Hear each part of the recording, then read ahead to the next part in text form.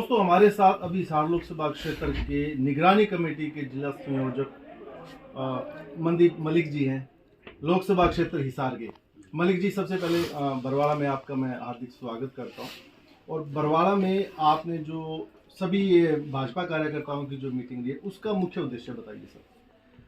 आज भारतीय जनता पार्टी न केवल बरवाड़ा, हिसार, हरियाणा, पूरे देश के अंदर मंडलों के ऊपर जाकर के जो हमारे बूथ समिति के अध्यक्ष हैं, संयोजक हैं, सह संयोजक हैं, उन सब की मीटिंग लेकर के उनको प्रशिक्षित कर दिया। ये हमारी एक कार्यशाला थी, मीटिंग नहीं थी।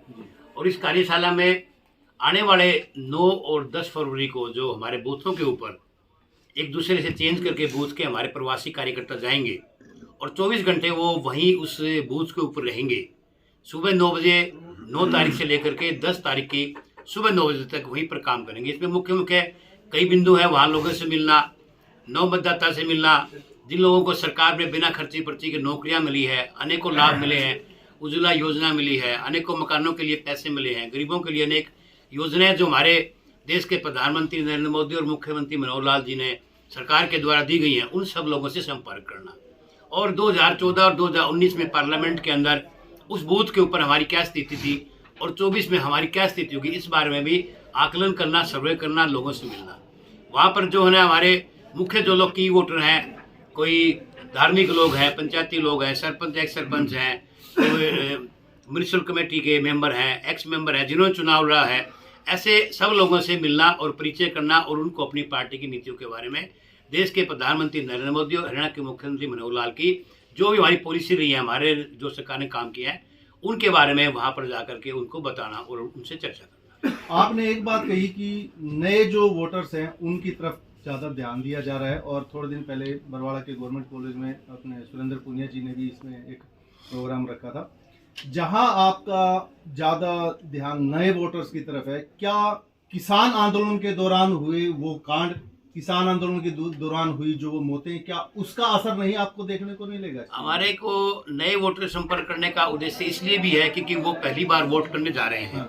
और पहली बार जो कोई भी आदमी वोट डालता है तो उसके विचार, उसको जानना कि उसके दिमाग में क्या उमंग है, क्या तरंग है, उसको जो नए वोट डालने का जो उत्साह उसके अंदर है, तो वो क्या सोच रहा है देश के प्रति, प्रदेश के प्रति क्या सोच रहा है, और हम देश के प्रति क्या दे रहे हैं, देश और प्रदेश में क्या दे रहे हैं, ये एक दूसरे बात की साझा करना, ये हमारा मुख्य उद्देश्य है।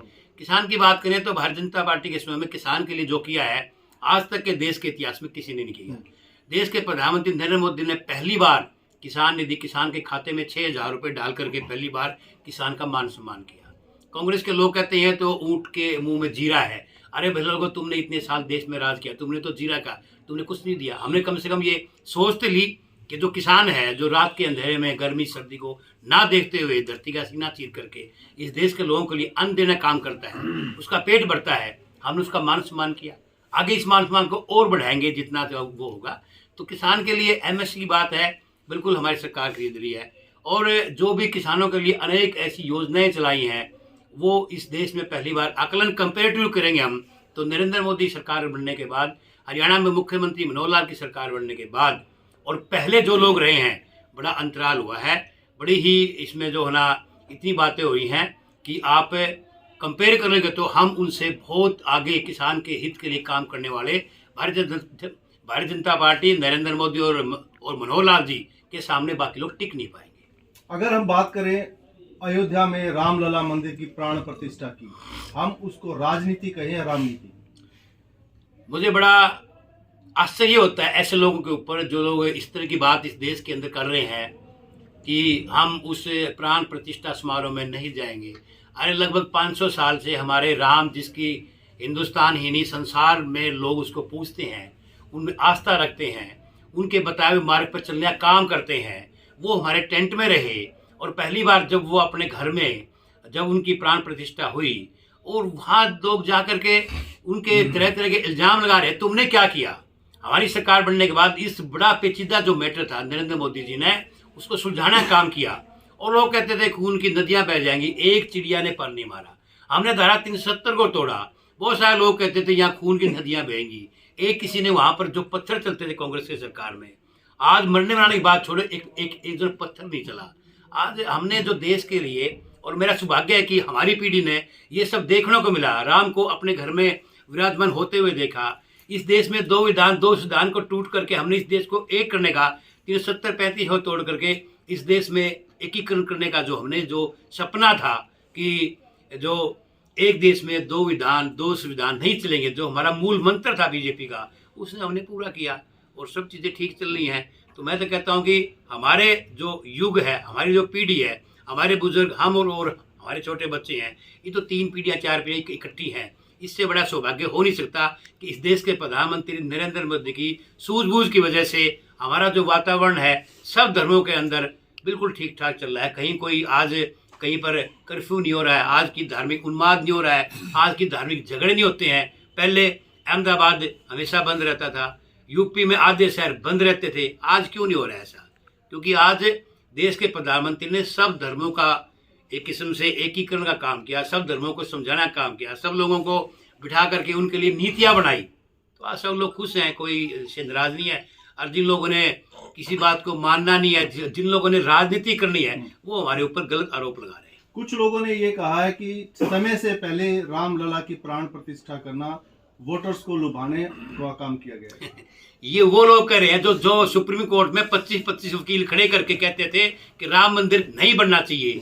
जिन लोगों ने सुप्रीम कोर्ट में रोड़े अटकाए, ये कांग्रेस पार्टी के बड़े बड़े नेता थे, वहां पर वकील जो थे वो खड़े हुए थे इसके खिलाफ। वो ये कैसे बर्दाश्त करेंगे कि इस देश के अंदर हमारे जो हिंदू संस्कृति है, आज लगभग अनेक देशों के अंदर जो हमारे हिंदू धर्म के लोग हैं, आस्था रखते हैं, आज उनका जो भगवान राम है वो अपने घर में प्राण जो प्रतिष्ठा उसकी हुई है, वो कैसे लोग पचाएंगे इन बातों को? आज की अगर बात करें तो आज जो भारतीय जनता पार्टी के कार्यकर्ताओं की जो आपने मीटिंग ली है, ये कहें कि भारतीय जनता पार्टी जड़ों से दोबारा मजबूत होकर 2024 में उतरेगी।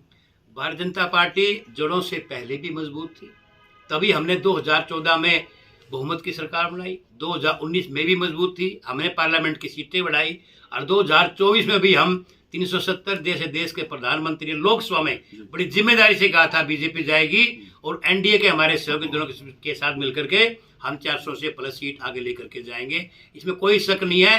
कांग्रेस और दूसरे जो लोग विपक्ष के लोग हैं बौखला चुके हैं। ये इंडी नाम का गठबंधन था और टूट चुका है। कहीं बंगाल भाग रहा है, कहीं उत्तर प्रदेश भाग रहा है, कहीं कोई भाग रहा है, कहीं कोई भाग रहा है। तो ये तो वो कहते हैं ना, वो बानमती का जो कुंबा जोड़ा था, रोड सारे टूट टूट के भागे, ये कुछ नहीं है। और जो कांग्रेस के लोग जो कहते हैं कि ये सीटें कैसे हैं, अरे तुम 40 पार ही कर लेना, हम तो 400 पार करेंगे, और दावे से ठोक के कहते हैं। बरवाड़ा मंडल के इन जो सैकड़ों कार्यकर्ता के दम के ऊपर कहते हैं कि हम जहाँ बैठे हैं वहाँ से हम पार्लियामेंट के अंदर बहुत तगड़े मतों से पहले से ज्यादा जीत के जाएंगे, और इस देश के अंदर 400 पार का आंकड़ा एनडीए गठबंधन और 370 बीजेपी 100% पहुंचा के जाएंगे, और कांग्रेस 40 पार करने नहीं जा रही है। मतलब आप ये कहना चाह रहे हो कि अब की बार लहर नहीं सुनामी आएगी? आप इसको कुछ भी कहते हैं, सुनामी को, ज्वार भाटा कहो, नरेंद्र मोदी का लोगों के प्रति प्यार कहो, 140 करोड़ लोग चाहे वोट नहीं देते हो, लेकिन मुझे एक बात का दावा है, जो लोग नरेंद्र मोदी के चाहे वोट नहीं दे रहे हैं, फिर भी वो प्यार नरेंद्र मोदी से करते हैं। वो कई मजबूरी करते हैं, हम तो इस पार्टी से बंधे हुए हैं, हम तो यूँ बने हुए हैं, पर कहते हैं हमें गर्व है, हमें फक्र है कि पहली बार इस देश के अंदर एक 56 इंच छाती वाला एक प्रधानमंत्री मिला, जिसके सामने संसार के देश नतमस्तक होते हैं, चाहे अमेरिका हो, चाहे ऑस्ट्रेलिया हो, चाहे जापान हो, चाहे कनाडा हो, और चाहे रूस हो। सारे के सारे लोग जब भी कोई समस्या संसार में आती है तो देश के प्रधानमंत्री नरेंद्र मोदी की तरफ देखते हैं। और मुझे कहते हुए बड़ा फक्र है, जब यूक्रेन युद्ध हुआ तो सब देशों ने हाथ खड़े कर दिए थे। पाकिस्तान के भी जो लोग वहाँ स्टूडेंट वहाँ थे, वो भी तिरंगा लेकर के जब वहाँ से निकले तो युद्ध रुक गया था। इससे बड़ी बात हमारे लिए फक्री क्या हो सकती है कि विदेश के लोग तिरंगा लेकर के जो यूक्रेन युद्ध था उसमें से निकले और युद्ध रुक गया था। कांग्रेस के पीछे ईडी क्यों लगा रखी है भाजपा ने? ईडी कांग्रेस के पीछे नहीं लगा रखी है। जिन लोगों ने इस देश को लूटा है, वो चाहे कोई भी हैं, उनसे माल वापिस ले रहे हैं। देश की जनता का पैसा है लूट के, अब उनकी धीरे धीरे गिनती आ रही है, अब वो बौखला रहे हैं। और वो कहते हैं ना, चोर मचाए शोर। कांग्रेस के लोगों का ये हाल है। अगर वो भाजपा में आ जाए तो वो शुद्ध हो जाते हैं गंगा में जैसे। ऐसा कुछ नहीं है। कौन भाजपा जिससे शुद्ध नहीं हुआ? आप एक चीज बताओ, आप पार्टी के शोधक हैं, वो जेल में भेजे हैं, हमने भेजे हैं क्या? कोर्ट ने भेजे हैं। फिर तो आप कोर्ट को मानना छोड़ दो। Supreme court, high court, lower court है, हमने थोड़ी सिसोदिया के जेल में भेजा है, संजय सिंह को हमने थोड़ी जेल में भेजा है। और अब केजरीवाल जी की बारी आने वाली है, हम थोड़ी बेच रहे हैं। एक तरफ आप संविधान की शपथ लेके बात करते हो और दूसरी तरफ कहते हो कि हम ये बीजेपी कर रही है। ये बीजेपी नहीं कर रही है, ये कोर्ट कर रही है, माननीय न्यायालय कर रहे हैं।